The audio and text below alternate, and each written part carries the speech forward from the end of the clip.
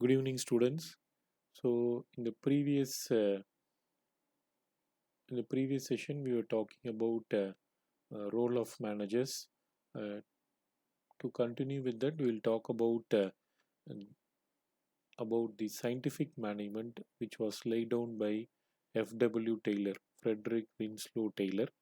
I think in the first class also we have seen about Henry Fayol's 14 principle. F.W. Taylor is called as an father of scientific management because previously and all nobody was nobody was talking about any scientific method in the organization structure. Everything was they'll be carrying it manually, and there was no any system.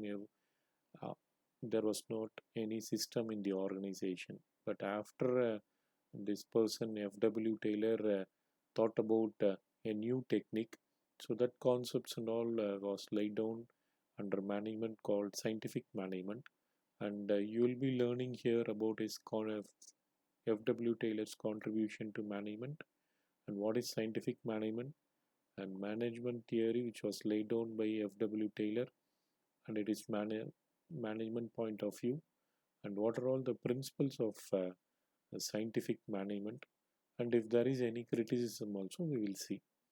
Now, how do today's manager use scientific management? These are all the contents we'll be seeing in this slide.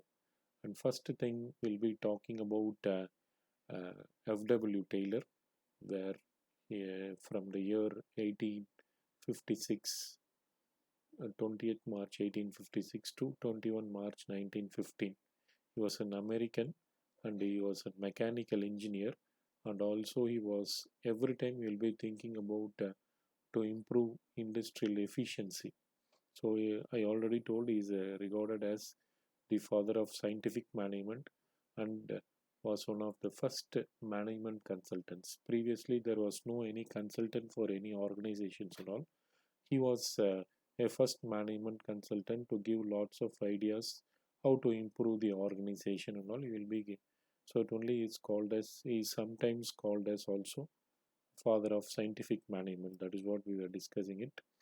So he was talking about he will be splitting actually. He will be analyzing the work, one best way to do it, and he will be remembering it, and also for developing time and motion study. This particular person only was talking about time study and motion study, how much time it will take complete to a particular work. Then motion studies, which are all the body movements we should use effectively to make production effectively.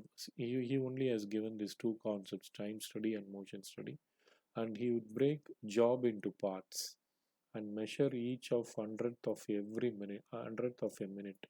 So he will be splitting jobs actually, and he will be measuring of hundredth of every minute. So every minute, what is it they are doing, and they will be calculating every 1 hour, then half a day, and for the entire day, how much a particular worker has completed his production level. Everything they were studying in this. Certainly, they'll be breaking the job into parts. Then the effort of his that is his disciple, and one person, namely H.L. Gant, made the industry to implement these ideas. Even though F.W. Taylor has told many ideas, his disciple, that is, the person who has taken F.W. Taylor's concepts, he has introduced, or he has not, he has introduced, sorry, he has implemented these ideas in the organization in an effective manner when compared to F.W. Taylor. And he also Taylor believed that the industrial management of his day was amateur, that was is in nurturing stage, so that management could be formulated as an academic discipline. So it was he only has formulated this management into academic discipline, as the industries and all was in amateur stage, that was in beginning stage. So best results would come from partnership between trained and qualified management and a cooperative and innovative workforce. That is what actually he was talking about. There should be very good partnership between trained and also a qualified management. So you should understand here what is actually trained and qualified management. That is what here talking about. Trained means gaining knowledge about various management concepts, and also they should also be well qualified and a cooperative and innovative workforce. Whatever the management is telling, that should be taken by the employees in a positive way, and they should also have taking every time innovative people should be there, so that also the innovative workforce also will be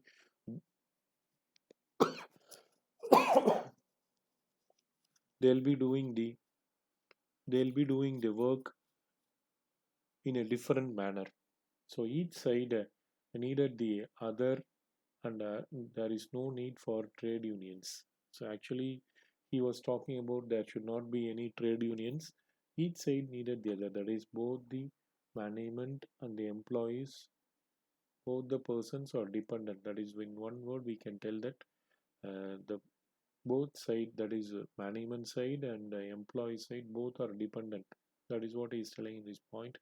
Each side needed the other, and there is no need for trade unions if they are acting like that. If they are dependent on each other, there there is no need for any trade unions.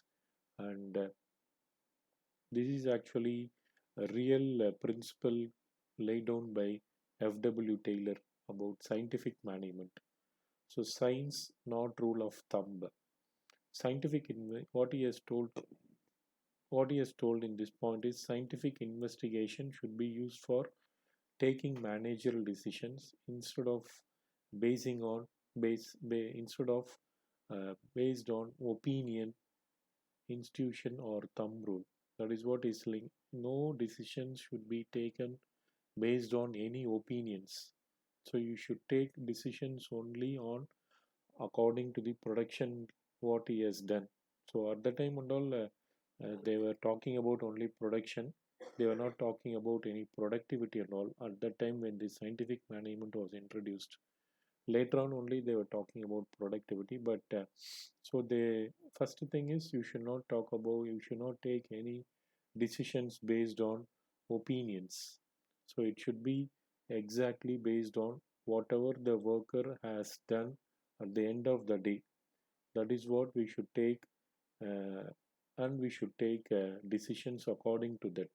Previously and all, it was not like that. They'll be taking that decisions based on opinions. Okay, this worker might be good, or that worker might be good. Like that only people were taking the decisions in that manner. So sometimes it will be positive. Most 80% it will be only uh, biased decisions. So that if you are following this technique, so no worker will be having any biased decisions and all. So everybody will be, if the worker is doing the work properly, at the end of the day, you can get an very good survey about that each and every employee. And next point is harmony, not discord. That is actually cooperation between employers and employees, and also talking about harmonious relationship between employees and employers, cooperation of employees that managers can ensure that work is carried in accordance with standards. So simply we're talking about the cooperation between employers and employees, and also one more word we can add here is harmonious relationship. That is what here talking about F.W. Taylor, harmonious relationship between employees and employers. So cooperation of employees, that is, managers can ensure that work is carried out in accordance with standards. So according to that standards, so you should think whenever you are fixing some standard. So according to that standard, we should plan whether the work mode is going according to the standard whatever it is fixed by the management. So that managers should ensure every time whether the same standard what we fixed the workers are following. So it should not be only on paper.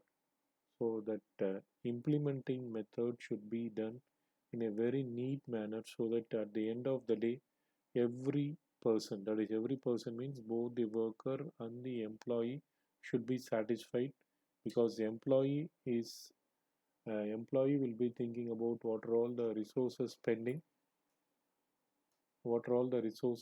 spending on the day, and the employees should be paid properly. Employees should be paid properly at the end of the day. That is what this particular point is talking about. And scientific selection. You people might be thinking nowadays we are following that, but actually, when he was talking about this concept, this particular concept and all was very new. It should be based on the uh, best employee. That is what right person to right job. Simply in one word, we can tell right person to right job, and their skill and experience must match for the requirement of the job. That is what he was telling in one particular word: scientific selection, training, and development. So, in simple terms, whatever we are talking, right person for right job. That is what we can talk here. And one more thing here's scientific development refers to criteria for promotions, transfers, etc. So that work will be done with full efficiency. Whatever you are going to give for the employees, either promotions or any incentives or any recognitions or any transfers, everything should be based on only scientific methods according to what he has achieved for the past 6 months or past 1 year. That data you should take, and according to that only you should give these promotions and incentives, recognitions, transfers. Whatever the incentives you are going to give, it should be matching with the scientific principles. Then comes division of work. So it should be splitted. The work should be splitted, that is divided and communicated so that they can perform them in an effective way. So that is what division of work is. You should split the work, and it should be communicated to that particular worker, and they will be performing that particular work in an effective way, and should be the reward for the same. So you can easily get the final output if you are doing the division of work. If you are dividing it, if you are dividing the work and you are communicating to the employee, you are supposed to do this uh, work, or he should perform this work, so that at the end of the day he can be rewarded for the work which he has done. And then mental revolution. According to Taylor, the workers and managers should have a complete new outlook. That is actually a mental revolution in respect to their mutual relations. Talking about the coordination between each and every individuals in the organization, between each and every department in the organization. That is what he is talking about, complete new outlook and a new mental revolution in respect to their mutual relations. Employers shouldn't treat workers as mere wage earners.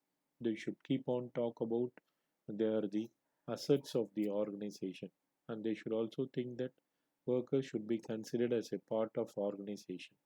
These are all the rules which was laid down by scientific F.W.Taylor's in scientific management. Excuse me.